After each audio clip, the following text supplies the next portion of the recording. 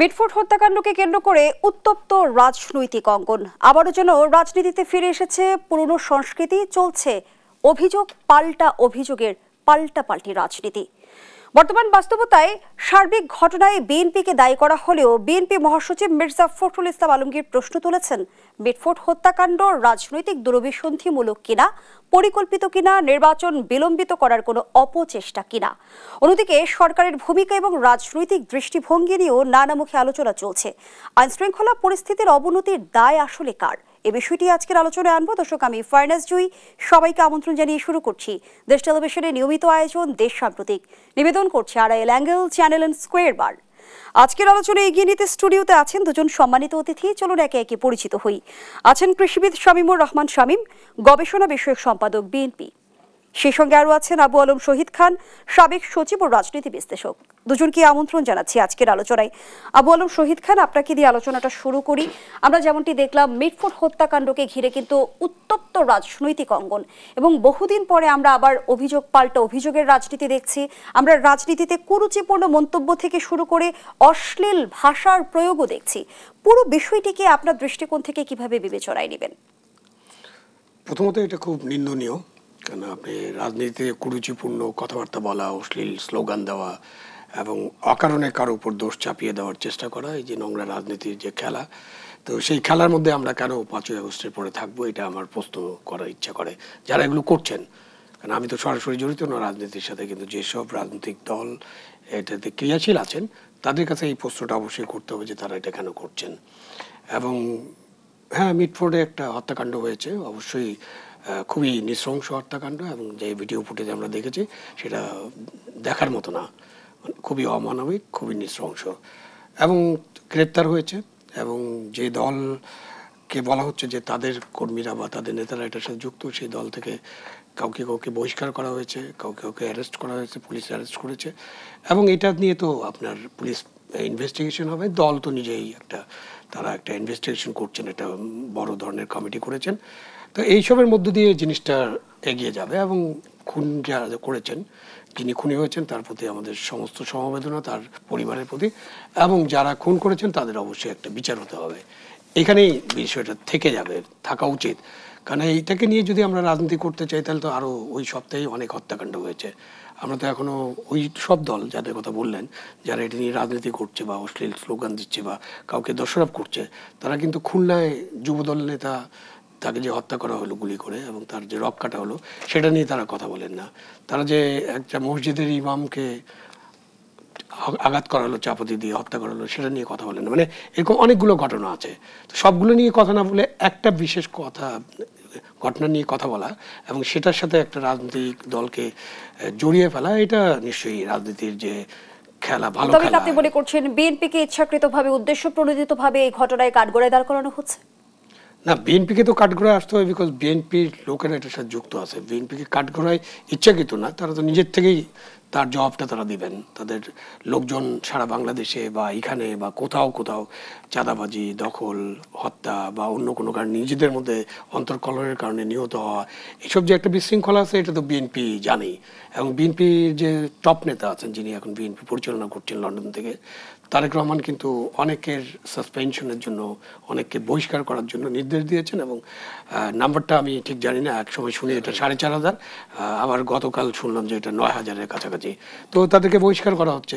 তো একটা রাজনৈতিক দলের পক্ষে তো তার নেতা কর্মীরা যদি কোনো অঘটন, কোনো কাজের সাথে, অন্যায় কাজের সাথে, বেআইনি কাজের সাথে যুক্ত থাকে, সেই রাজনৈতিক দল থেকে তাদেরকে বহিষ্কার করতে পারে। রাজনৈতিক দল তাকে গ্রহণ করেছে কেন, এটা একটা প্রশ্ন হতে পারে, বাট সেই প্রশ্নের উত্তর খোঁজার জন্য তো আমাদের অনেক কিছু নিয়ে আলোচনা করতে হবে। এখন তারা যেটা করতে পারে, তারা বহিষ্কার করেছেন, বাট গভর্নমেন্টের কাছে প্রশ্ন যে যাদেরকে একটা অন্যায় কাজ বা বেআইনি কাজ বা একটা অপরাধ করার জন্য বহিষ্কার করলো একটা রাজনৈতিক দল, তারা এখন কোথায় আছে? তাদের তো কাউকে গ্রেপ্তার করা হয়েছে এরকম শুনি না। গ্রেপ্তার করলে স্বরাষ্ট্র উপদেষ্টা ইতিমধ্যে চিরুনি অভিযানের কথা জানিয়েছেন। স্বরাষ্ট্র উপদেষ্টা অনেক ধরনের অভিযানের কথা বলেন, রাত 3টার সময় সংবাদ সম্মেলনও করেন। বাট স্বরাষ্ট্র উপদেষ্টা এইসব বলার পরে আমি মাঠে কোনো অ্যাকশন দেখতে পারি না। তার মানে আমার কাছে মনে হয় যে স্বরাষ্ট্র উপদেষ্টা কেন এটা বলেন বা বলার আগে তার কোঅর্ডিনেশনটা কি আছে। আপনি চিরুনি অভিযান সম্পর্কে নিশ্চয়ই আমাদেরকে একটু অবগত করতে পারবেন যে স্বরাষ্ট্র উপদেষ্টা চিরুনি অভিযান ঘোষণা করার পরে এখন পর্যন্ত কতজন অপরাধী ধরা পড়েছে এবং কি পরিমাণ অস্ত্র উদ্ধার করা এর আগে আমরা হয়েছে। শুনেছিলাম যে ডেভিল হান্ট অপারেশনের কথা বলা হয়েছিল, শয়তান শেষ না হওয়া পর্যন্ত অভিযান চলবে। আজ অবধি শেষ হয়েছে কিনা সে তথ্য আমাদের কাছে জানা নেই। শয়তান তো এখন ঘাড়ে নিঃশ্বাস নিচ্ছে সকলের, এমনকি স্বরাষ্ট্র উপদেষ্টার ঘাড়েও নিঃশ্বাস নেয় কিনা আমি জানি না, বাট ডেভিল তো শেষ হয়নি। আর ডেভিল হান্ট করেন, চিরুনি অভিযান করেন, প্রত্যেকটা একটা লক্ষ্য থাকতে হবে। লক্ষ্য তো একটাই, আমাদের দেশের আইন শৃঙ্খলা পরিস্থিতির উন্নত করা এবং সেই অভিযানগুলো যেন আইনানুগভাবে পরিচালিত হয়। এই অভিযানের নামে যেন কোনো কাউকে হেনস্থা করা হয় না। কিন্তু অভিযানের পর অভিযান এবং বিচারিক ক্ষমতা নিয়ে কিন্তু মাঠে সেনাবাহিনীও রয়েছে, তারপরও আইন শৃঙ্খলা পরিস্থিতির দৃশ্যমান কোনো অগ্রগতি আমরা কেন দেখছি না? সরকারের ব্যর্থতা, আর কারো ব্যর্থতা নেই, নেতৃত্বের ব্যর্থতা। আপনি এই ক্ষমতা ছাড়াই যখন সেনাবাহিনী মাঠে ছিল, মাঠে থাকে, তখন আমার একদম ছোটবেলায় আইয়ুব খানের মার্শালও দেখেছিলাম, কিছু বলতে হতো না মানুষকে। তার আগেই সব, আমি তো শহরে, ছোট শহরে বাস করতাম, শহরের সমস্ত আবর্জনা, নর্দমা, সমস্ত রাস্তাঘাট পরিষ্কার, কিছু করতে হতো না তাদেরকে। সুতরাং এটা হলো আপনি কীভাবে নেতৃত্ব হচ্ছেন। আমি অন্যান্য মার্শালের সময় আমি দেখেছি, বা 1/11-এর বিতর্ক আছে, বাট 1/11-এর পরবর্তী 3 মাস 4 মাস 6 মাস দেখেন আইন শৃঙ্খলা পরিস্থিতির তেমন কোনো অবনতি আমরা দেখিনি। সুতরাং এইখানে প্রথম থেকে আইন শৃঙ্খলা পরিস্থিতিটাকে মবের কাছে ছেড়ে দেওয়া হয়েছে। মব যা ইচ্ছা তাই করবে, মব সচিবালয়ে ঢুকে পড়বে, আমরা কিছু বলবো না। মব শিক্ষা প্রতিষ্ঠানে ঢুকে পড়বে, প্রধান শিক্ষককে লাঞ্ছিত করবে, বের করে দেবে, আমরা কিছু বলবো না। মব যে কোনো সরকারি প্রতিষ্ঠানে ঢুকবে, চিকিৎসা কেন্দ্রে ঢুকবে, হাসপাতালে ঢুকবে, আমরা কিছু বলবো না। তো আপনি তো মবকে রাজত্ব করতে দিয়েছেন এবং মবকে থামানোর কোনো চেষ্টা করেননি। এখন কি মবই বুমেরাং হয়ে যাচ্ছে? মব বুমেরাং তো আমাদের জন্য, জনগণের জন্য তো অবশ্যই একটা মব একটা বড় সমস্যা এবং আমরা সবাই ভীত সন্ত্রস্ত মনে করেন থাকতে হবে। কারণ যে কোনো সময় মব, তো আপনার এখান থেকে যে কথাগুলো বললাম তারপর বাইরে যাওয়ার পরে মব থাকবে না, এটা তো আমি জানি না। সুতরাং মব সরকারের জন্য বুমেরাং হচ্ছে কিনা সেই প্রশ্নের চেয়ে বড় কথা মব সরকার দমন করতে চায় কিনা, অথবা মব তারা চালু রাখতে চায় কিনা, সেই প্রশ্নটা সরকারকে করতে হবে। কারণ তাদের কেউ কেউ তো বলেন যে এটা মব নয়, এটা কি প্রেশার গ্রুপ। তো এখন অক্সফোর্ড ডিকশনারি পড়তে হবে আমাকে নতুন করে, যে what is pressure group, what is a mob. পরিষ্কার এটা প্রেশার গ্রুপ কি এটা আমরা জানি এবং যিনি বলেছেন তিনিও জানেন। তো তখন যারা এইসব কথাবার্তা বলবেন এবং সরকারের থেকে যদি তারা এটা বলেন, তো তাহলে তো আপনি মব নিয়ন্ত্রণ করার চেষ্টা করছেন, এটা বিশ্বাস করাটা খুব কঠিন হবে। সুতরাং বলা যাবে যে জনগণ যেটা মনে করে যে সরকার নিজেই মব চালু করেছে, মব চালু রাখছে, মব হলে তাদের কী কী সুবিধা আছে সেটা রাজনৈতিক নেতারাও তো অনেকে বলা শুরু করেছেন। আমার পাশে তো একজন রাজনৈতিক নেতা বসে আছেন, ওনারা নিশ্চয়ই বলবেন যে এই যে মবতন্ত্র বা এই যে একটা ঘটনাকে রং মাখিয়ে তাদের বিরুদ্ধে ব্যবহার করা, এটার কারণটা কি? নিশ্চয়ই কারণ আছে, নিশ্চয়ই মানে পিছনে কোনো কারণ আছে। এটার সাথে নির্বাচন যথাসময়ে হওয়ার সাথে সম্পর্কিত কিনা এটাও আলোচনা আসতে হবে, আলোচনা করতে হবে আমাদেরকে। তো এই আপনি মব চলবে, আইন শৃঙ্খলা পরিস্থিতির অবনতি হবে এবং এরকম ঘটনা ঘটতে থাকবে, তারপর আপনি একসময় বলবেন যে না, দেশের আইন শৃঙ্খলা পরিস্থিতি তো নির্বাচনের অনুকূল না, এরকম কথা আমরা শুনি। এবং এটা কিন্তু উপদেষ্টা মণ্ডলীর কেউ কেউ এরকম কথাও বলে থাকেন। এবং একটি জরিপ যদি আপনার সামনে তুলে ধরি, গত 11 মাসে সারা দেশে 349টি রাজনৈতিক সহিংসতার ঘটনা ঘটেছে। রাজনৈতিক সহিংসতা আইন শৃঙ্খলা পরিস্থিতির আরো অবনতি ঘটাচ্ছে কিনা? রাজনৈতিক সহিংসতা তো অবশ্যই আইন শৃঙ্খলা পরিস্থিতির অবনতি ঘটানোর সাথে সংযুক্ত। এবং আইন শৃঙ্খলা পরিস্থিতির যে একটা মানে পুরা আইন শৃঙ্খলা পরিস্থিতি যখন আমরা চিন্তা করি, সেটা অনেক কিছু নিয়ে, তার মধ্যে রাজনৈতিক সহিংসতা একটা পার্ট। এবং আপনি এটাও বলতে পারেন যে এই যে বিভিন্ন ধরনের অপরাধ হয়, বিভিন্ন ধরনের মব হয়, বিভিন্ন ধরনের যে কাজকর্ম হয়, এটার পিছনে কোনো রাজনৈতিক দলের বা কোনো রাজনৈতিক গোষ্ঠীর বা রাজনৈতিক সরকারে যারা আছেন তাদের একটা সাপোর্ট থাকে, সেই জন্য তারা এটা করতে পারেন। সো এটার সাথে আইন শৃঙ্খলা পরিস্থিতির অবশ্যই সম্পর্ক আছে। বাট যে বড় ধরনের ইয়েতে যখন আমরা বড় মাপে মানচিত্রে দেখবো আইন শৃঙ্খলা পরিস্থিতি, সেটা কিন্তু রাজনৈতিক সহিংসতার বাইরে আরও অনেক কিছু আছে। এগুলো তো ঠিক করতে হবে।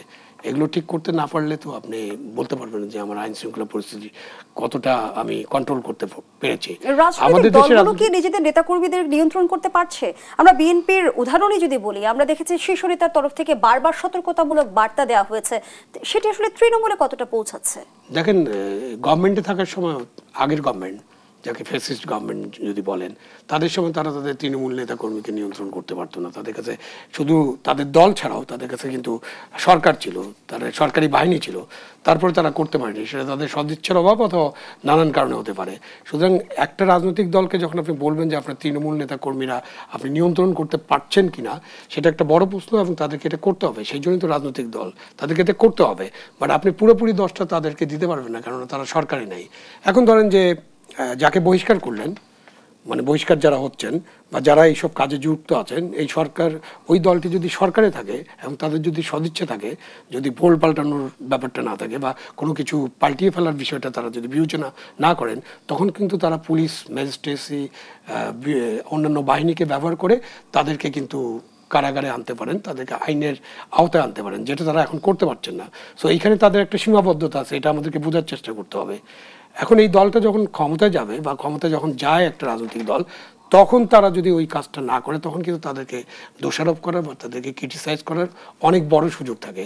এই মুহূর্তে তারা যেটা করছে তার বাইরেই আপনি কিছু করতে পারছেন না। বাট তবু এখন রাজনৈতিক নেতাদেরকে যারা এখানে আছেন, তৃণমূল পর্যায়ে বা যে কোনো পর্যায়ে, নেতৃত্ব পর্যায়ে যদি এই ধরনের অন্যায়, এই ধরনের অপরাধ সংগঠনের ঘটনা ঘটে, সেখানে কিন্তু রাজনৈতিক দলকে আরো অ্যাক্টিভলি এটা পার্সু করতে হবে। ধন্যবাদ জানাচ্ছি আবু আলম শহীদ খান।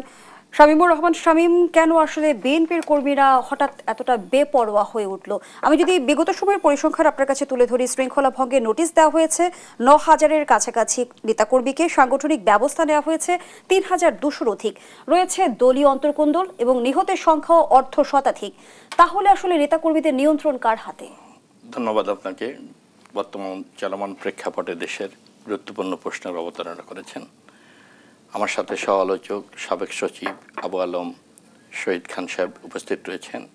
দেশ বিদেশে যারা আমাদের সাথে সংযুক্ত রয়েছেন, সবাইকে আমার আন্তরিকভাবে সালাম, শুভেচ্ছা এবং অভিনন্দন জানাচ্ছি আজকের এই স্টুডিও থেকে।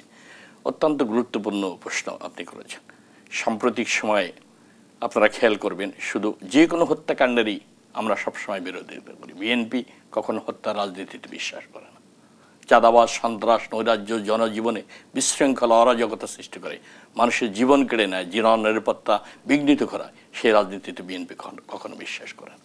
আপনি দেখেছেন এই জুলাই বিপ্লবের পর আমাদের ভারপ্রাপ্ত চেয়ারম্যান তারেক রহমানের নির্দেশনায় যাদের বিরুদ্ধে ন্যূনতম অভিযোগ পাওয়া গেছে, প্রায় 4,500 নেতাকর্মীকে বহিষ্কার করা হয়েছে। বহিষ্কারে কি দল দায়মুক্তি পেতে পারে? আপনাকে অবশ্যই সেটা সতর্ক বার্তা তাদের জন্য।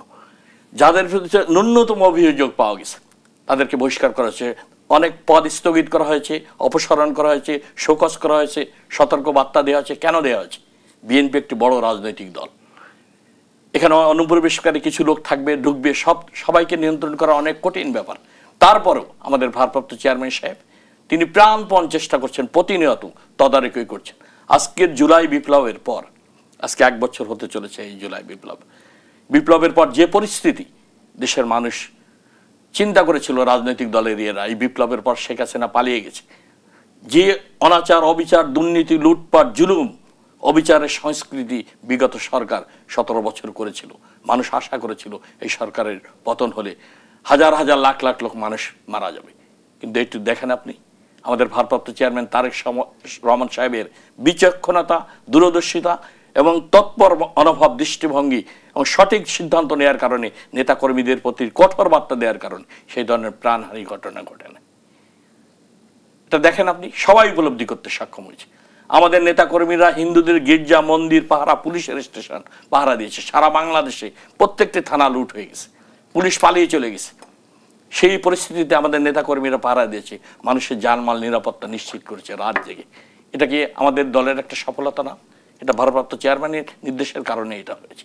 আজকে সোহাগ হত্যাকাণ্ড মিটফোল্ডে সারা বাংলাদেশে আলোচিত। যে কোনো হত্যাকাণ্ডের আমরা বিরোধিতা করি, আমরা চাই না রাজনৈতিক অঙ্গনে হত্যাকাণ্ড হোক। বিএনপি এই নীতিতে বিশ্বাস করেন। আজকে একইভাবে তো খুলনায় মাহবুব মোল্লা, যুবদলের নেতা, তাকে নৃশংসভাবে পায়ের 2 পায়ে রক কেটে গুলি করে, নিশ্চিত করে, অসংখ্য বুলেট করে তার মাথায়, কানে, মুখে গুলি করে তাকে হত্যা করে নিশ্চিত করেছে। এরা কারা? তাদেরকে আমরা ধরতে পেরেছি? আজকে সকালে কক্সবাজারে আমাদের রহিমউদ্দিন শিকদার, তাকে জামাতের লোকরা হত্যা করেছে, তার জামাতা এবং জামাতের এক নেতা। আজকে সে স্কোয়ারে ঢাকায় মারা গেছে। 13ই জুলাই তাকে আঘাত করা হয়েছে পরিকল্পিতভাবে, তার আত্মীয় স্বজন জামাতের নেতা। আজকে সে মারা গেছে। আজকে কক্সবাজার সে আমাদের নেতা রহিমউদ্দিন শিকদার, তাকে হত্যা করা হয়েছে আজকে পরিকল্পিতভাবে। মাহবুব মোল্লা, তাকেও হত্যা করা হয়েছে। শুধু সারা যে কোনো হত্যাকাণ্ডে আমরা বিরোধিতা করি, আমরা হত্যা রাজনীতিতে বিশ্বাস করি। তাহলে যদি আপনারা হত্যার রাজনীতিতে বিশ্বাস না করেন, বিএনপি আমরা যেমনটি দেখেছি যে দলীয় অন্তর্কোন্দলেই গত 6 মাসে আপনাকে যারা শতাধিক মানুষ নিহত হয়েছে, বিভিন্ন কারণে হয়েছে, সেটা আধিপত্য বিস্তার নিয়ে এটা হয়েছে, বিভিন্ন সংঘর্ষে হয়েছে, এটা হয়েছে, তাদেরকে ছাড় দেওয়া হচ্ছে না এবং তাদেরকে আমাদের ভারপ্রাপ্ত চেয়ারম্যানের নির্দেশে তাদেরকে দল থেকে বহিষ্কার করা হচ্ছে এবং আইন প্রয়োগকারী সংস্থার কাছে কেস করে তাদেরকে গ্রেপ্তারও করা হচ্ছে, যাতে দেশের জননিরাপত্তা নিশ্চিত থাকে, মানুষের আইন শৃঙ্খলার অবনতি না হয়। একটি বড় দল সেই হিসাবে সেই দায়িত্বটা নৈতিকভাবে বিএনপি পালন করে যাচ্ছে। আপনি দেখুন সারা বাংলাদেশে আজকে যে অবস্থা, মব জাস্টিস ভাই বলেছেন একটু আগে, কারা আইন হাতে তুলে নিয়েছে? আমরা তো আইন হাতে তুলে নিইনি। মব জাস্টিস আমরা প্রথম থেকে এটার বিরোধিতা করেছি। আইন হাতে তুলে নিয়ে যাবে না, গণপিটুনি দিয়ে মানুষের অধিকার হরণ করা যাবে না। আজকে সেই দায়িত্বশীল ভূমিকাটা বিএনপি পালন করছে। আজকে যাদের বিরুদ্ধে অভিযোগ উঠছে, প্রাথমিকভাবে তাদেরকে 4 জনকে বহিষ্কার করা হয়েছে দল থেকে। অন্য অন্য যারা আজকে গ্রেপ্তার হয়েছে, মহিন এনসিবির মিটিং থেকে তাকে গ্রেপ্তার করা হচ্ছে, সে মূল পরিকল্পনাকারী এই সোহাগ হত্যাকাণ্ডে। আরো অন্য 8 জনকে গ্রেপ্তার করেছে সেনাবাহিনীর সহায়তায়। আজকে সঠিকভাবে এই সংস্কৃতি থেকে আমাদের বেরিয়ে আসতে হবে। মূলত যারা হত্যাকাণ্ডে এবং নৈরাজ্য সৃষ্টির জন্য দায়ী, বিগত সরকার কি করেছে? জামাত শিবির বিএনপির নাম দিয়ে প্রকৃত অপরাধীদেরকে আড়াল করে ঢাকে দিয়েছে তাদের নাম দিয়ে। এই সংস্কৃতি থেকে আমাদের বেরিয়ে আসতে হবে। যারাই জড়িত থাকবে হত্যাকাণ্ড, লুটপাট, মানুষের অরাজকতা, বিশৃঙ্খলা সৃষ্টি, দলমত নির্বিশেষে যে দলের হোক না কেন, অবশ্যই দেশের আইন অনুযায়ী তাদের বিরুদ্ধে চিহ্নিত করে শনাক্ত করে প্রকৃতভাবে তাদের বিরুদ্ধে ব্যবস্থা নিতে হবে। এই সংস্কৃতি আমাদের রাজনীতিতে 17 বছর ছিল। এই জায়গায় আমাদের সংস্কার করে ফিরিয়ে আনতে হবে। এটা সে যে দলেরই হোক না কেন। এটা আমাদের ভারপ্রাপ্ত চেয়ারম্যান তারেক রহমান সাহেব বারবার বলেছেন। তিনি বিচক্ষণতা, দূরদর্শিতা, মেধার প্রজ্ঞা দিয়েছেন। প্রজ্ঞার মাধ্যমে তিনি প্রমাণ করেছেন তিনি এই দেশকে ভালোবাসেন। দেশের আইন শৃঙ্খলার যে কোনো মূল্যে মানুষের সবকিছুর পূর্ব শর্ত হলো আইন শৃঙ্খলা। জানমালের নিরাপত্তা না থাকলে কোনো কিছু আমরা এদেশকে ঘুরিয়ে দাঁড়াতে পারবো না। সেই জন্য সবচেয়ে গুরুত্বপূর্ণ হলো মানুষের জানমাল এবং জননিরাপত্তা নিশ্চিত করা, আভ্যন্তরীণ নিরাপত্তা। সেইটা দিক বিবেচনা করে আমাদের, যেটা ভাই বলেছেন, আমাদের টপ লিডার তারেক রহমান সাহেব আগামী দিনের আশা আকাঙ্ক্ষার প্রতীক। তিনি মানুষের হৃদয়ের স্পন্দন, এই চেতনাকে তিনি ধারণ করছে। একটি গণতান্ত্রিক একটি বাংলাদেশ তিনি গড়ে তুলতে চান সবাইকে নিয়ে, ক্ষুধা দারিদ্র্যমুক্ত, ন্যায়ের, ইনসাফের একটি সমৃদ্ধ বাংলাদেশ গড়ে তুলতে হলে প্রথমে আমাদের প্রয়োজন আইন শৃঙ্খলার উন্নতি, মানুষের জানমালের নিরাপত্তা আমাদের নিশ্চিত করতে হবে। তাহলে কোনো সেক্টরে আমরা সফলতা অর্জন করতে পারবো। সেই দৃষ্টিভঙ্গি থেকেই বিএনপি পরিচালিত হচ্ছে। আমরা এটা কখনো চাই না বাংলাদেশে আজকে এই অরাজকতা, বিশৃঙ্খলা সৃষ্টি করলেই তো নির্বাচন বিলম্বিত হবে। সেটা এখানে অনেকেই, আপনি দেখেছেন ভারপ্রাপ্ত চেয়ারম্যান তারেক রহমানের সাথে লন্ডনে ডক্টর ইউনূস সাহেব নোবেল লরেট, তার আলোচনার পর একটি কিন্তু সুবাতাস বইতে শুরু করেছে। বাংলাদেশকে একটি নির্বাচনী ট্রেনে দাঁড় করিয়েছে। আমাদের এই বহুবিধ সংকট, আভ্যন্তরীণ নিরাপত্তার সংকট, স্বাধীনতা সার্বভৌমত্বের সংকট, অর্থনৈতিক সংকট, কর্মসংস্থানের সংকট, আমাদের আপনার দ্রব্যমূল্যের ঊর্ধ্বগতির সংকট, এই সমস্ত বহুবিধ চ্যালেঞ্জ মোকাবেলা করে এই সরকারকে সামনের পথ দিকে অতিক্রম করতে হচ্ছে। একটি নির্বাচিত সরকার ছাড়া এই বহুবিধ চ্যালেঞ্জ মোকাবেলা করে আপনি বাংলাদেশকে একটি গণতান্ত্রিক শাসন ব্যবস্থায় ফিরিয়ে আনতে পারবেন। বিএনপি যখন আসলে নির্বাচনের প্রতীক্ষা করছে, তখন আমরা দেখছি যে সোহাগ হত্যাকাণ্ডকে কেন্দ্র করে বিএনপি তুমুল সমালোচনার মুখে পড়েছে। এই বিষয়টিকে ঘিরে বিএনপি রাজনৈতিকভাবে কতটুকু ক্ষতিগ্রস্ত হলো, সেই প্রশ্নটি আপনার কাছে রেখে যাচ্ছি। বিরতির পরে শেষ হচ্ছে। দর্শকদের সব প্রতিক্রিয়া পর্যায়ে একটা বিরতি নিচ্ছে, সাথেই থাকুন।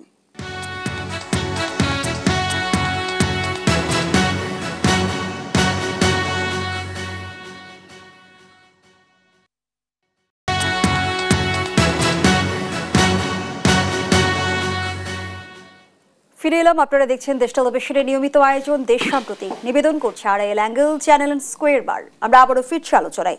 শামীমুর রহমান শামীম, যে প্রশ্নটি রেখে বিরতিতে গিয়েছিলাম, সামাজিক যোগাযোগ মাধ্যম থেকে শুরু করে বিভিন্ন রাজনৈতিক দলও কিন্তু বিএনপির তীব্র সমালোচনা করছে মিটফোর্ড হত্যাকাণ্ডকে ঘিরে। এরই মধ্য দিয়ে বিএনপির রাজনৈতিকভাবে কতটা ক্ষতিগ্রস্ত হলো বলে মনে করেন? দেখুন, আপনি যে কোনো হত্যাকাণ্ডের আমরা নীতিগতভাবে বিএনপি বিরোধী করে, হত্যার রাজনীতি বিএনপি কখনো করে না। দীর্ঘ সময় পথ পরিক্রমায় শহীদ রাষ্ট্রপতি জিয়া রহমান থেকে এই পর্যন্ত বিএনপি কোনো সময় হত্যা রাজনীতিকে প্রশ্রয় দিন এবং তারা জড়িত হয়নি নীতিগতভাবে। এটা আমরা এই হত্যাকাণ্ডের তীব্র নিন্দা প্রতিবাদ জানাই। যারা এটার সাথে জড়িত, সরকার রয়েছে, আমাদের ভারপ্রাপ্ত চেয়ারম্যান সাহেব বলেছেন, আমাদের জাতীয় নেতৃবৃন্দ বলেছেন, যারাই জড়িত থাকুক, যে দলের হোক না কেন, তাদেরকে দৃষ্টান্তমূলক শাস্তির আওতায় এনে এটা বিচার করা। তা আমি মনে করি আজকের বাংলাদেশে এই সোহাগ হত্যাকাণ্ডটা নিয়ে আরো সাম্প্রতিক সময় আপনি দেখেছেন খুলনায় যুবদলের নেতা রক কেটে গুলি করে তাকে হত্যা করেছে মাহবুবুল্লাহ।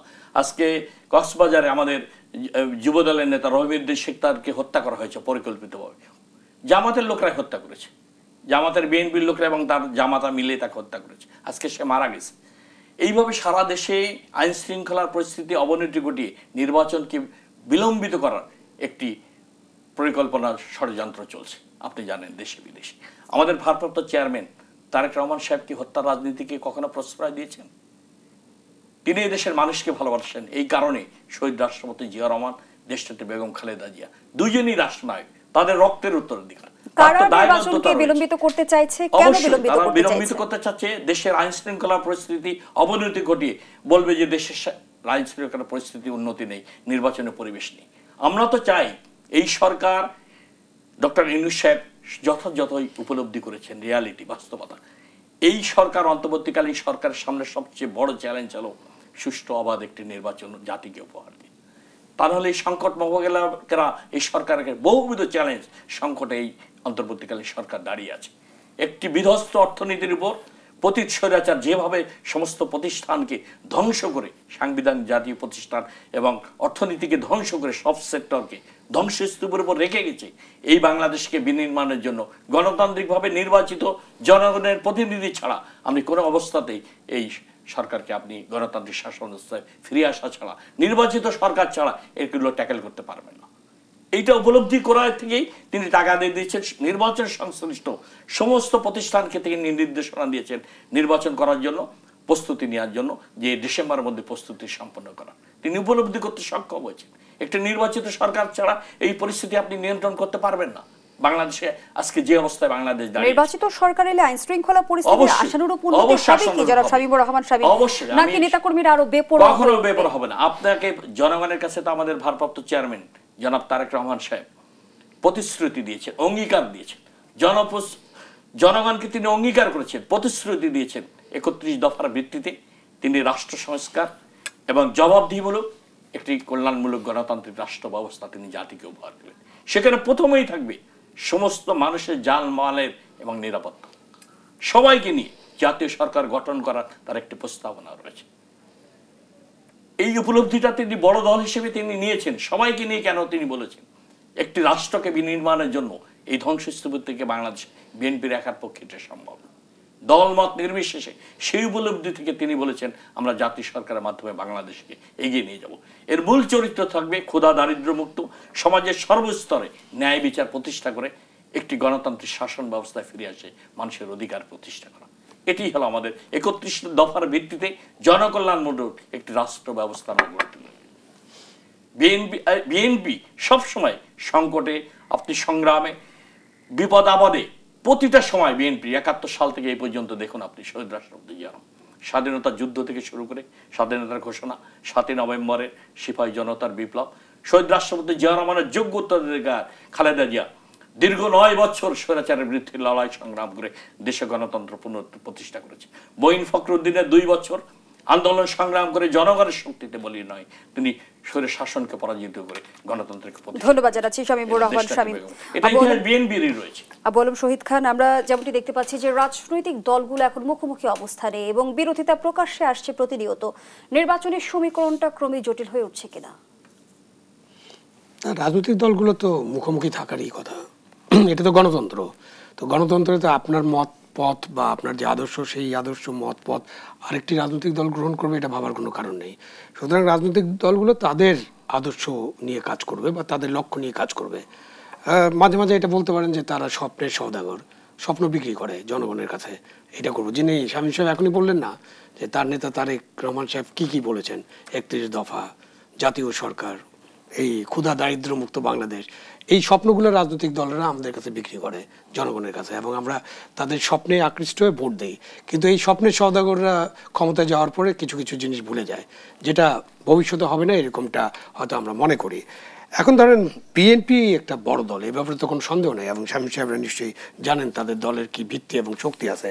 তো সেই ভিত্তি বা শক্তি তারা কি কিছু সংখ্যক দুর্বৃত্ত, অপরাধী বা দখলদার, সশস্ত্র ক্যাডার বা জঙ্গি ক্যাডারের হাতে ছেড়ে দেবেন কিনা, এটা তাদেরকে সিদ্ধান্ত নিতে হবে। হ্যাঁ, তারেক রহমান সাহেব ব্যবস্থা নিচ্ছেন, ব্যবস্থা নেওয়ার কথা বলছেন, বাট তাদের আরও পরিষ্কার ডিক্লারেশন দরকার। মানে জনগণ একটু কনফিউজ, এই যে হত্যাকাণ্ড হলো বা হত্যা হয় এবং আপনি যেসব তথ্য দিচ্ছেন সেই সব তথ্য নিয়ে কিন্তু সোশ্যাল মিডিয়াতে অনেক ক্যাম্পেইন করা হয়। আপনি বারবার জিজ্ঞাসা করছিলেন না এই ক্যাম্পেইনে বিএনপি রাজনৈতিকভাবে ক্ষতিগ্রস্ত হচ্ছে কিনা। নিশ্চয়ই ক্ষতিগ্রস্ত হচ্ছে, ক্ষতিগ্রস্ত হতেই পারে, কারণ একটা ক্যাম্পেইনে ভোট তো হবে উন্মুক্ত, ভোট তো এখন একটা অন্তর্বর্তীকালীন সরকার আছে, সেই সরকারের অধীনে যখন ভোট হবে তখন তো আপনার এই ক্যাডার বাহিনী দিয়ে আপনি ভোট সিল দিতে পারবেন না, আপনি রাতের বেলা ভোট করতে পারবেন না।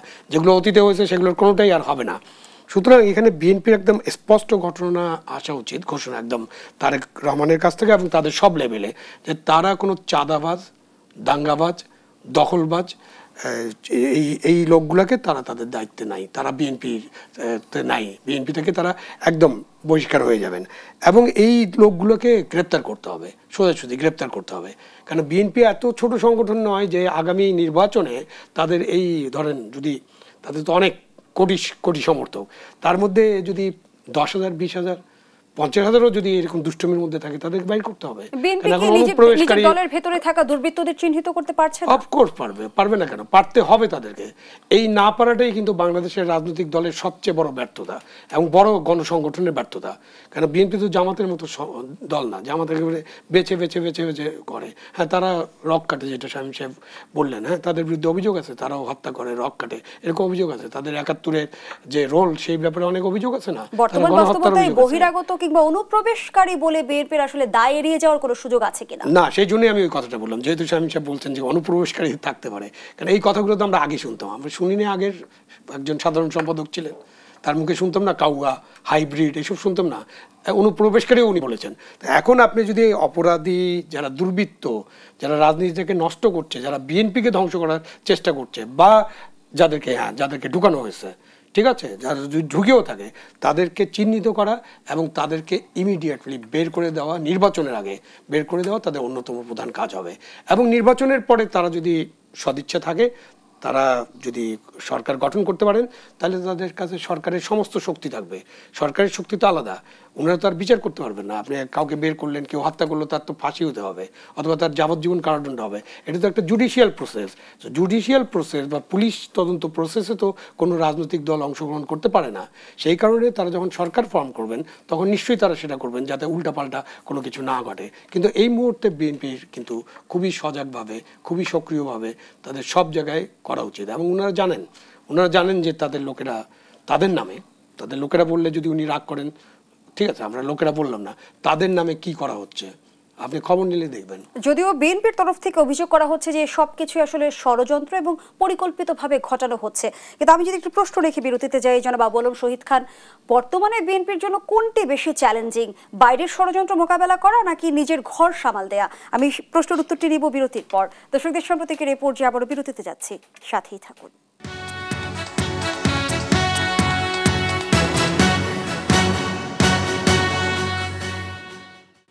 আবার আমন্ত্রণ, আপনারা দেখছেন দেশ টেলিভিশনের নিয়মিত আয়োজন দেশ সাম্প্রতিক। আমরা আবারও ফিরছি আলোচনায়। আবু আলম শহীদ খান, নিজের ঘর সামাল দেয়া নাকি বাহিরের ষড়যন্ত্র মোকাবেলা করা, এই মুহূর্তে বিএনপির জন্য কোনটি বেশি চ্যালেঞ্জিং? নিজের ঘর সামাল দেওয়া। পৃথিবীর সবখানেই, সব রাজনৈতিক দল, সব রাষ্ট্র, সব সরকারের সমস্যা একটা, নিজের ঘর সামাল দেওয়া। নিজের ঘর যদি ঠিক না রাখতে পারেন তখন তো ষড়যন্ত্র হবে। আপনি ষড়যন্ত্র মোকাবিলা করবেন কিভাবে? এখন যেটাকে আপনি ষড়যন্ত্র বলছেন, যেটাই নিয়ে আপনার সমস্যা, সেটা হচ্ছে নিজের ঘরের মধ্যে থেকে বিভীষণ তৈরি হয়, নিজের ঘরের মধ্যে দুর্বৃত্ত আছে, নিজের ঘরের মধ্যে অপরাধী আছে। তো তাদেরকে যদি আপনি ট্যাকল না করতে পারেন তো বাইরের ষড়যন্ত্র আপনি মোকাবিলা করতে পারবেন না। এবং ষড়যন্ত্র তো হবেই, ষড়যন্ত্রর বাইরে না, এটাকে ষড়যন্ত্র না বলে আপনি যদি আরেকটু আমরা গণতান্ত্রিক পদ্ধতিতে যাই, তাহলে আপনি একটা প্রতিযোগিতা বলতে পারেন। একটা প্রতিযোগিতা থাকবে না যে আপনি একটা নির্বাচন করবেন, নির্বাচন তো একটা প্রতিযোগিতার বিষয়। তো সুতরাং আপনি আপনার দল নির্বাচন করবে, আরেকটি দল নির্বাচন করবে, আরেকটি দল নির্বাচন করবেন, স্বতন্ত্র প্রার্থীও থাকতে পারে। তো তখন এই প্রতিযোগিতার মধ্যে সবাই চেষ্টা করবে সে যেন। বিএনপি তো প্রতিযোগিতার কথা বলছে না বলুন শহীদ খান, তারা সুনির্দিষ্টভাবে বলছে যে নির্বাচন বিলম্বের এক ধরনের ষড়যন্ত্র চলছে। না, ওইটা তো আরেকটা ইস্যু। আমি বলছি যে নির্বাচনে গেলে এই প্রতিযোগিতা থাকবে এবং সেই প্রতিযোগিতার মধ্যে আপনাকে প্রতিপক্ষ চেষ্টা করবে কিভাবে আপনার মার্কস কাটা যায়। এখন বিএনপির বিরুদ্ধে তারা যে সমস্ত জিনিস ব্যবহার করতে চাচ্ছে, এই যে বিভিন্ন ঘটনা, সেটা তো তারা ব্যবহার করবে। সেই জন্য একটু আগে আমি যেটা বললাম যে বিএনপিকে সচেষ্ট থাকতে হবে, তাদের লোকজনের ব্যাপারে তাদেরকে একদম কঠোর নির্দেশনা দিতে হবে। দরকার হলে তারা চিফ অ্যাডভাইজার যিনি আছেন, যেহেতু তারা বহিষ্কার করছেন, তারপরে এই লোকগুলো ঘোরাফেরা করছে, আবার অপরাধে যুক্ত হয়ে যাচ্ছে, সরাসরি তাহলে প্রধান উপদেষ্টার কাছে বলেন যে আপনারা এইসব লোককে গ্রেফতার করেন। এইসব লোককে গ্রেফতার করা আপনার দায়িত্ব, এটা জাতীয়তাবাদী দলের কোনো দায়িত্ব না। আমরা কোনো কাউকে গ্রেফতার করতে পারি না, আমাদের কোনো জেলখানা নেই, আমাদের কোনো পুলিশ বাহিনী নেই। এগুলো তাদেরকে পরিষ্কার করতে হবে এবং এর মধ্য দিয়ে তাদেরকে ষড়যন্ত্র মোকাবেলা করতে হবে এবং পুরা জাতিকে তার ষড়যন্ত্রটা মোকাবেলা করতে হবে। আমরা তো একটা বড় ধরনের ঘটনার মধ্যে দিয়ে এই যে পট পরিবর্তনের পরে প্রায় 11 মাস চলে গিয়েছে। আমাদের মানুষের যে আকাঙ্ক্ষা, জুলাই যে অভ্যুত্থান, যে ছাত্র জনতার যে আন্দোলন এবং অভ্যুত্থানের যে আকাঙ্ক্ষা, স্বপ্ন, সেটা কিন্তু ফিকে হতে শুরু করেছে। এবং যেভাবে ফিকে হয়ে গেছিলো আমাদের 71-এর মুক্তিযুদ্ধ, 90-এর গণ অভ্যুত্থান, সব ফিকে হয়ে গেছিলো না? তো আমরা কেন এই সুযোগটাকে আবার নষ্ট করব? এবং আমরা কিন্তু, জনগণ অলরেডি শঙ্কায় আছে, জনগণ বিশ্বাস করতে পারছে না, জনগণ ভাবতেছে কী জন্য আমরা এই আন্দোলনে অংশগ্রহণ করলাম। এই আন্দোলনে কিন্তু ব্যাপক জনগণের অংশগ্রহণ ছিল, এটা আমাদের খেয়াল রাখতে হবে। এবং ব্যাপক জনগণের মধ্যে তৃণমূল মানুষের অংশগ্রহণ বেশি ছিল, হ্যাভ নটসদের, যাদের রিক্সাওয়ালা, মুটে মজুর, শ্রমিক, তাদের ছিল, এবং তরুণ ছাত্রদের ছিল। তো এই যে যারা এই আন্দোলনে অংশগ্রহণ করেছিলেন, তারা কি চায়? তারা চায় দেশের অর্থনৈতিক সমৃদ্ধি হোক, তাদের পরনে কাপড় থাকুক, তাদের পেটে ভাত থাকুক, আইন শৃঙ্খলা পরিস্থিতির উন্নতি হোক, যাতে তারা তাদের কাজটা ঠিক মতো করতে পারে। নারীরা কি জন্য আন্দোলনে গেছে? নারীদের অধিকার সুরক্ষার জন্য, নারীদের তাদের যাতে নিরাপত্তা সুরক্ষিত থাকে। আমরা কি দেখছি? আমরা এই আন্দোলনের পরে, এই অভ্যুত্থানের পর থেকে দেখছি যারা আন্দোলনে অংশগ্রহণ করেছেন তাদের প্রত্যেকেই প্রথমে নারীদেরকেই বাইর করে দেওয়ার মতো অবস্থা, যে নারীদের কোনো ব্যাপার না, এবং নারীদের উপর একটা বিশাল চাপ আসলো, এই যে মব সৃষ্টি করা হলো, তথাকথিত ধর্মের নামে অথবা অন্য কিছুর নামে মব তৈরি করা হলো একটা। তো এইভাবে কিন্তু আন্দোলনের যে পুরো শক্তিটা ছিল, সেই শক্তি কিন্তু এখন একেবারে বিভক্ত, এবং যারা আন্দোলনে ছিলেন তারাও কিন্তু তাদের নিজেদের কাজে গেছেন এবং সেখানেও তারা সুখী নন। তারা মনে করছেন না যে এই আন্দোলনে যোগ দেওয়ার কারণে তাদের যে জীবন মান, সেটার কোনো উন্নতি হচ্ছে। তো সেটা কিন্তু একটা বড় চ্যালেঞ্জ, এটা বিএনপির জন্য বড় চ্যালেঞ্জ, যেহেতু তারা বছরের পর বছর ধরে আন্দোলন করছিলেন। আপনি নিশ্চয় অবগত আছেন যে ঐকমত্য কমিশনের ব্যর্থ হবার সুযোগ নেই। ঐকমত্য কমিশন ব্যর্থ হলে এই ব্যর্থতা হবে সবার। দ্বিতীয় পর্যায়ের 14তম দিনে আলোচনায় জানিয়েছেন কমিশন সহসভাপতি অধ্যাপক আলী রিয়াজ। ব্যর্থ হবার এই আশঙ্কা কেন? সংস্কার নিয়ে যে স্বপ্ন দেখেছে জাতি, সেটি স্বপ্ন কি আসলে স্বপ্ন ভঙ্গে পরিণত হবে কিনা? না, আমার মনে হয় না। আমি আলী রিয়াজের সাথে একদম একমত নই। কারণ 164টার মতো তারা একটা স্প্রেডশিট তৈরি করেছিলেন, সেটার মধ্যে 90টার বেশি ক্ষেত্রে তারা ঐক্যমত্য হয়ে গেছে, আরও 10টা বিষয় তাদের কাছাকাছি, ঐক্যমত্যের কাছাকাছি। তো আপনি 80%, 75% যেখানে ঐক্যমত্য হয়ে গেছে, সেখানে স্বপ্নভঙ্গ করার কি আছে? এখন জামাতি ইসলামী যে পিআর পদ্ধতি এখনই চালু করতে হবে, এটা তো কোনো ঐক্যমত্য কমিশনের ইস্যু ছিল না। তো আপনি এটা না হলে স্বপ্নভঙ্গ হবে, এরকম যদি আলী রিয়াজ সাহেব মনে করেন, তাহলে আমার কিছু বলার নেই, উনি মনে করতে পারেন। এবং আপনাকে বলটা তাদের কোটাও ঠেলে দিতে হবে। আপনি একটা কমিশন, আপনারা ছিলেন, অনেকের কমিশন ছিলেন, এবং কমিশনে কারা ছিলেন আমরা জানি। কমিশন কোনো রাজনৈতিক দলের লোক ছিলেন না, যাদের রাজনৈতিক অভিজ্ঞতা নেই। হ্যাঁ, তাদের অনেক অভিজ্ঞতা আছে, তারা বড় অ্যাকাডেমিশিয়ান, তারা বিশ্ববিদ্যালয়ের শিক্ষক, তারা অনেক বড় বড় এনজিও পরিচালনা করছেন। তারা একটা কমিশন করলেন এবং কমিশনের যারা সদস্য ছিলেন তাদের ব্যাপারেও আমরা সবাই জানি।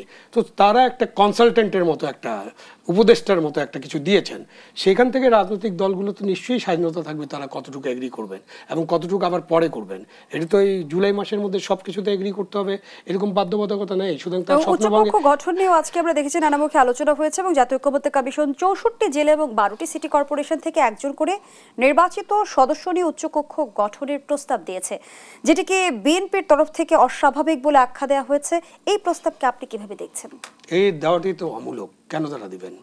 প্রথম কথা হচ্ছে যে আমাদের যদি একটা উচ্চকক্ষ তৈরি করতে হয়, তাহলে আমাদের পার্লামেন্ট নির্বাচনের পরে সেই সংসদে আমাদের আইন করে একটা উচ্চকক্ষ করতে হবে।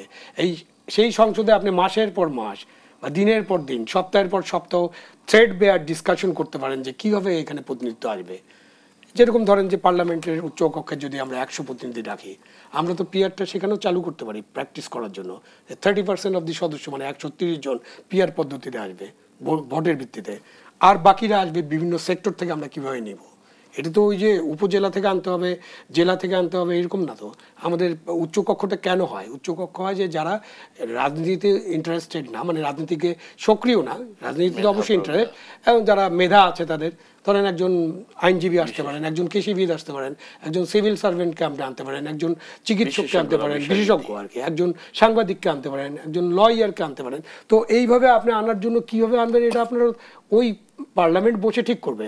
আপনি এখন কেন, মানে আমি খুব অবাক হয়ে যাই, এই প্রস্তাবটা তো নতুন প্রস্তাব যে এইভাবে উচ্চকক্ষ গঠন করতে হবে, মানে আপনি কি সব কিছু হাত পা বেঁধে দিবেন, সমস্ত রাজনৈতিক দল সেটা মেনে নেবে, এখনই পিআর চালু করতে হবে, মেনে নেবে? এটা বিএনপির পক্ষে মানা সম্ভবই না। ধন্যবাদ জানাচ্ছি। মানা সম্ভব না কেন এটা বলে নেই, কারণ হলো যে পিআর যদি আমি এখনই পার্লামেন্টে চালু করি তাহলে 50%-এর উপরে ভোট পাইতে হবে সরকার গঠনের জন্য, মানে সরকার যদি স্টেবল সরকার গঠন করতে হয়, যেটা বিএনপির কাছে নাই, সোজা কথা কোনো দলের কাছে নাই।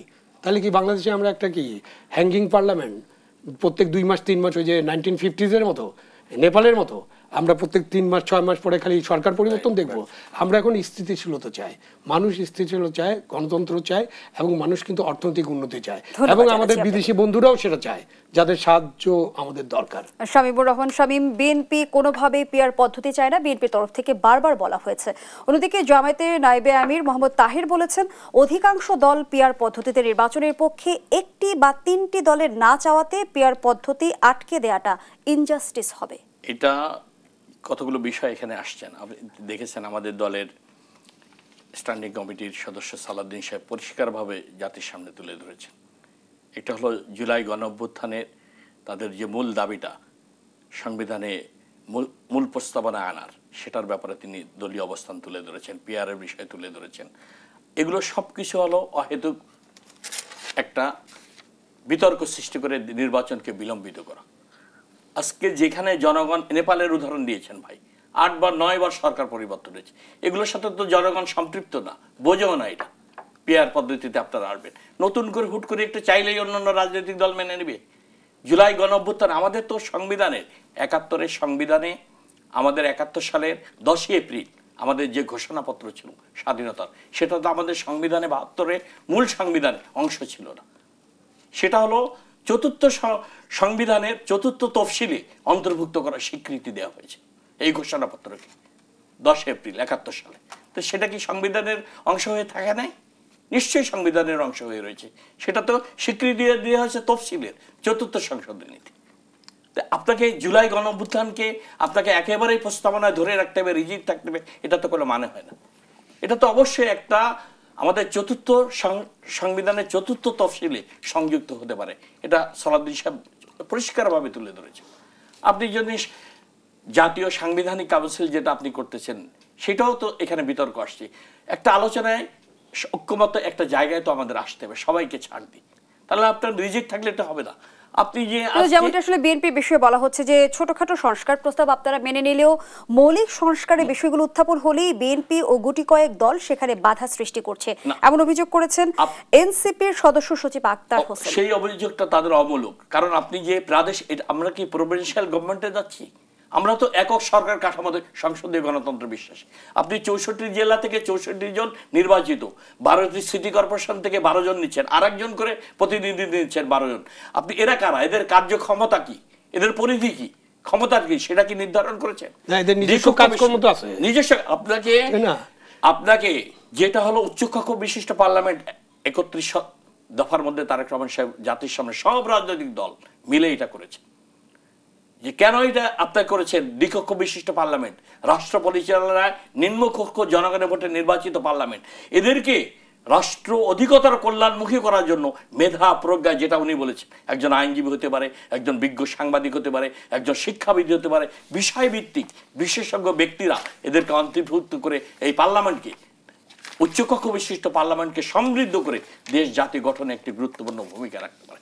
সেইটা প্রভিশনটা রাখা হয়েছে। দ্বিকক্ষ বিশিষ্ট পার্লামেন্ট বিভিন্ন শ্রেণী পেশার প্রতিযোগিতার জ্ঞানীগুণী ব্যক্তিদেরকে পার্লামেন্টে সম্পৃক্ত করার জন্য রাষ্ট্র পরিচালনা, তাদের মেধা প্রজ্ঞাকে কাজে লাগানোর জন্য তাদেরকে স্থান দেওয়া হচ্ছে।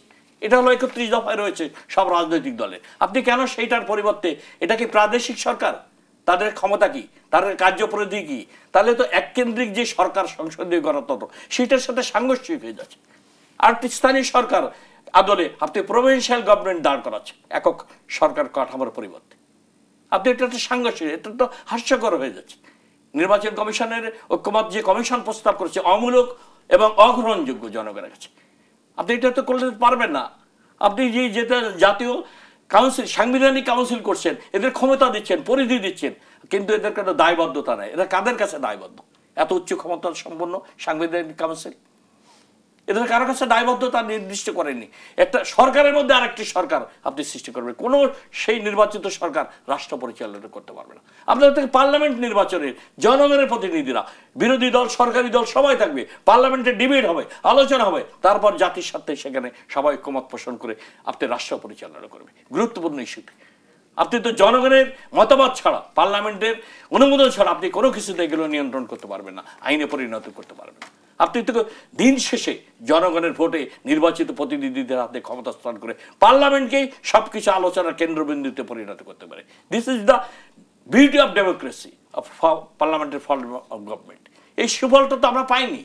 দীর্ঘ ৩০% সংখ্যাগরিষ্ঠের পার্লামেন্ট আসলে কতটা গতিশীল থাকে সেটার জন্য তো জাতীয় সরকার, আমরা আশাবাদী বিএনপি জনগণের অনেক ধন্যবাদ জানাচ্ছি শামীমুর রহমান শামীম, ধন্যবাদ জানাচ্ছি আবুল হোসেন খান, আমাদের আয়োজনের একেবারে শেষ এর মধ্যেই আমাদেরকে সবাইকে বৈচিত্র্যের মধ্যে ঐক্য নিয়ে আমরা একটা জাতীয় এগিয়ে যেতে চান। আপনারা ধন্যবাদ।